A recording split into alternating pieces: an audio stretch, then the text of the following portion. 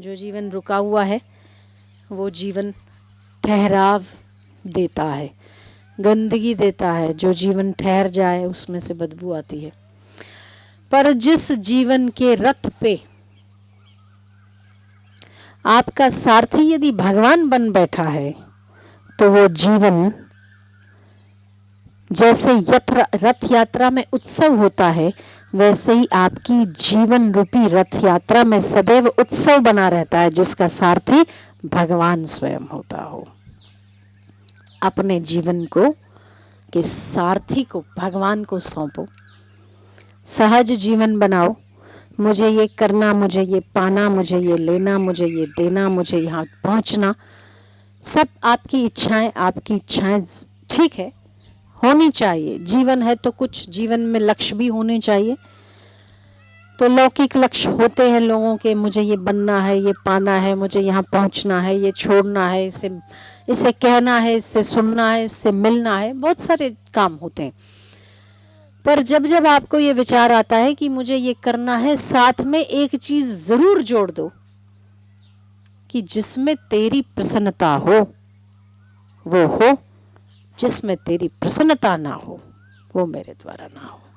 बस आपके जीवन का रथ इतना उत्तम चलेगा, इतना उत्तम चलेगा कि रथ यात्रा करने के लिए लोगों को उन रथों के पास घूमना पड़ता है, चक्कर काटने पड़ते हैं, भीड़ भड़ाका सहना पड़ता है। पर आपके जीवन रूपी रथ में यदि सारथी भगवान बन बैठा और आपकी इच्छा उस सारथी के अनुसार चलने की आ गई, तो हजारों लाखों लोगों की आंखें आपके जीवन रथ को देखकर सुदर्शन को प्राप्त हो जाती है।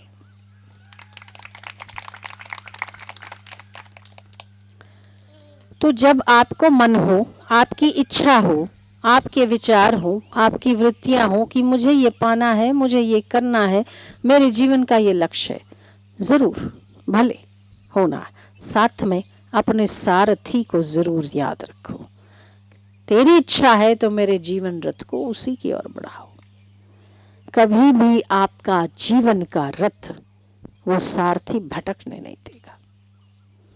आपका निर्णय गलत हो सकता है, आपका जीवन रथ किसी उल्टी दिशा में जा सकता है, पर जिसके सारथी परमात्मा है, जिसके सारथी आपके गुरु हो, उसका रथ भला भटक सकता है क्या? कभी नहीं। इसीलिए अपने सारथी भगवान को बनाओ, तब आपके द्वारा सहज में ऐसे कर्म होंगे कि आपको पता बाद में लगेगा कि ये मैंने क्यों किया, पर आप कर्म पहले कर डालोगे। संतों महापुरुषों का जीवन इसीलिए इतना उन्नत, सहज और लोगों का भला करने वाला होता है कि उन्हें खुद का नहीं पता होता है कि वो क्या करने वाले हैं। ईश्वरमय जीवन होता है, इसीलिए ऊंचे ऊंचे काम भी हो जाते हैं, लोगों के भले भी हो जाते हैं। वो नहीं चाहते वैसे वैसे काम उनके द्वारा हो जाते हैं। तो सबसे बड़ा कि आप कुछ करने की अपेक्षा एक ही काम करो कि आप अपने परमात्मा में रहो, फिर आपके द्वारा जो भी होगा बहुत सुंदर होगा, श्रेष्ठ होगा। अभी आप करने जाते हो, करना चाहते हो, करने का प्रयत्न करते हो, बावजूद उसके वो आप आउटपुट नहीं ले पाते हो जो आपको चाहिए। मेहनत बहुत, परिणाम जीरो। परिणाम इतना और मेहनत कितनी सारी, कितनी जफाकशी करते हो, कितनी मेहनत करते हो उस लक्ष्य को प्राप्त करने के लिए। पर यदि मुझे ये पाना है, अगर तेरी इच्छा है मुझे वैसी प्रेरणा दे, अगर नहीं है तो उस मार्ग से हटा दे। तो जरूरी नहीं है कि आपकी हर इच्छा परमात्मा पूरी करे। बच्चे की हर इच्छा माँ पूरी करे तो माँ नहीं है। ऐसे ही परमपिता परमात्मा आपकी हर इच्छा पूरी करे तो वो परमात्मा नहीं है। जो आपके हित में होगा वो होता है, जो अहित में होगा वो नहीं होगा। जिद करके प्रकृति के खिलाफ या परमात्मा के खिलाफ जाकर मेहनत करना, व्यर्थ मजदूरी करना ही तो है। तो कहने का तात्पर्य यह है कि जरूरी नहीं है कि आप जो चाहते हैं वो आपको मिले। 50 इच्छाएं आपकी आज तक 50 की 50 पूरी नहीं हुई, ना हो सकती है। 50 में से एक होती है, 49 छूटती है, एक ही पूरी होती है, 49 तो छोड़नी ही पड़ती है। तो अगर एक पूरी हुई तो ईश्वर का धन्यवाद है, अच्छा है।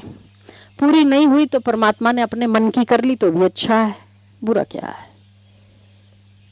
मेरी इच्छा पूरी हुई, मेरी चाही हुई तो ईश्वर का धन्यवाद। मेरी चाही नहीं हुई तो और प्रसन्न हो कि परमात्मा ने अपनी चाही करी तो और अच्छा। उसकी चाही तो होनी ही चाहिए। तो अपना रथ, जीवन का रथ, प्रवाहित होने का नाम रथ है, चलते रहने का नाम रथ है। जीवन किसी दुख में, किसी भय में, किसी विचार में यदि सुई अटक जाती है, टिक टिक टिक टिक टिक टिक वहीं बार बार मन वहीं जाता है, तो आपके चित्त में ही गंदगी और बदबू आने लगती है। आपको खुद को उससे उच्चाटन हो जाता है। आप खुद सोचते हैं अरे मैं इन विचारों से मुक्त कब हूँ, बाहर कब निकलूं। इसीलिए आप स्थान बदलते हैं, घर बदलते हैं, पार्टी बदलते हैं, कपड़े बदलते हैं, फैशन बदलते हैं। ये सब बदलाव क्यों है? क्योंकि आप उस स्थिति से मुक्त होना चाहते हैं। पर जिसका जीवन परमात्मा पर निर्भर है, उसका जीवन जितना वेग से प्रवाहित होता है, जितना नित्य नवीन रस से सभर होता है, उतना अपनी कामनाएं और इच्छा पूर्ति करने वालों के जीवन में वो नवीनता और वो रस नहीं देखा जाता जितना भक्तों के जीवन में देखा जाता है। जितना भक्तों को अपनी इच्छा को परमात्मा की इच्छा में मिलाने से जो आनंद आता है, उतना संसारियों को अपनी इच्छा पूर्ति में वो आनंद नहीं आता। भक्तों को जो भगवान के लिए या शिष्यों को जो गुरु के लिए रोने में आनंद आता है, उतना कामना पूरी करके मनुष्य को जो सुख मिलता है उसमें हंसने में भी नहीं आता, जो रोने में आनंद आता।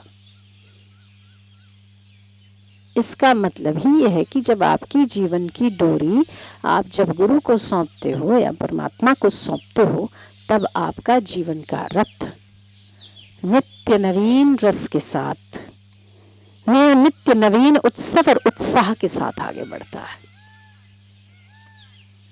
तो जीवन में दो चीजें होनी चाहिए। जो मिला है आपको उसके लिए आपको शुक्रगुजार होना चाहिए परमात्मा का। जो आपको मिला है वो कम नहीं है, और ये जो आप पाना चाहते हैं उसके लिए सब्र करो। अगर तो आपके भाग्य में होगा, और अगर आप उसको आपके लिए जचता है तो देगा, नहीं जचता है तो छोड़ दो। जैसे तेरी मर्जी हो वैसा मेरे द्वारा हो। पता नहीं ना वो किस में राजी है, पता नहीं वो किस चीज से राजी है, आप तो नहीं जानते। तो उसकी रजा में आप राजी रहो। कभी कभी कोई परिस्थितियां देखकर आपको लगता है कि ऐसा नहीं होना चाहिए था, ऐसा होता तो बहुत अच्छा होता, पर शायद ऐसा होता तो और बुरा होता। अभी जो हो रहा है वो ज्यादा बढ़िया है।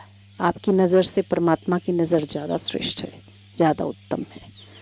तो आप अपनी इच्छाएं, जैसे बच्चा अपनी इच्छा माँ को कहता है कि माँ मुझे इस साल बाइक लेनी है, इस साल मुझे मोबाइल लेना है, जरूरी नहीं है कि माँ ले दे या पिता ले दे।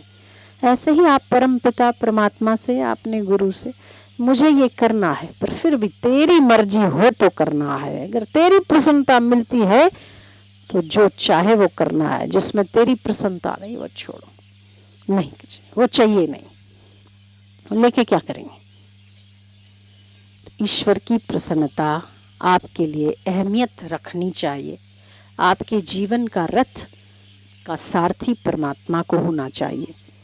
जिसके जीवन के रथ का सारथी परमात्मा होता है, उसका रथ भटकता नहीं, खड्डे में नहीं गिरता, भटकता नहीं। उसके मन की लगाम, मन रूपी घोड़े की लगाम परमात्मा अपने हाथ में लेते हैं। न जाने तू किससे राजी है, न जाने तू किस पे राजी है, पता है क्या किस पे राजी होता है? परमात्मा किस चीज से राजी हो जाता है? कभी तो कहता है कि मैं उन योगियों को भी नहीं मिलता, मैं उन तपियों को भी नहीं मिलता, मैं उन जोग जति जोगियों को भी नहीं मिलता, केवल मैं जो मद अर्पण करते हैं हर कर्म को उसको मिल जाता हूं। क्या बड़ी बात है? कोई बड़ी बात है? जो मेरे अर्पण हर कर्म करता है उसको मिल जाता हूं, कभी उसको भी नहीं मिलता। तो कभी कोई आव भगत अतिथि की आव भगत करने वाले को मिल जाता है। कोई नियम नहीं है उसके लिए कि वो किसको मिलता है। पर आप एक नियम जरूर बनाओ कि उसकी इच्छा में अपनी इच्छा मिलाते चलो। मिलना होगा तो मिलेगा, नहीं तो वो भी उसकी मर्जी है, हमें मिलना भी नहीं है। परमात्मा ढूंढता हुआ उसके पास आता है, जो हमें जरूरत नहीं है उसको जरूरत है तो आए। ऐसी स्थिति उस भक्त की होती है।